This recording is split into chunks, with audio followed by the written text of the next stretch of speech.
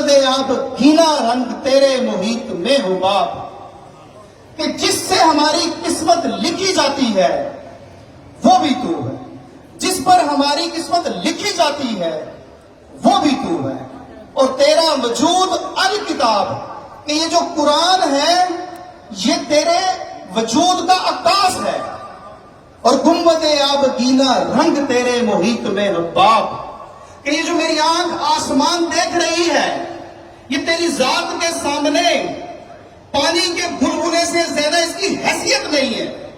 حضرت اقبال کہتے ہیں کہ شوق تیرا اگر نہ ہو میری نماز کا امام، میرا قیام بھی حجاب، میرا سجود بھی حجاب۔ ماشاءاللہ جی ماشاءاللہ۔ قرآن پاک میں ایک جگہ پر ذکر ہے کہ بے شک اللہ پاک اور اس کے تمام فرشتے آپ نبی پاک صلی اللہ علیہ وسلم پر درود پڑھتے ہیں۔ اے ایمان والو تم بھی درود پڑھا کرو۔ اب اس آیت کے اندر اللہ پاک اپنی سنت بھی بتا رہے ہیں کہ میں درود پڑھتا ہوں، اور تمام فرشتے آپ نبی پاک صلی اللہ علیہ وسلم پر درود پڑھتے ہیں۔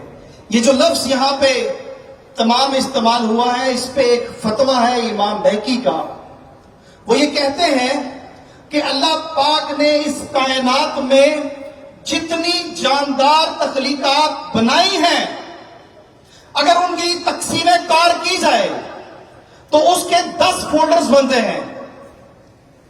ایک فولڈر کے اندر پوری انسانیت، پورے جنات، پورے حشرات ایک فولڈر میں آتے ہیں، باقی تمام 9 فولڈرز جو ہیں اس کے اندر فرشتے آتے ہیں۔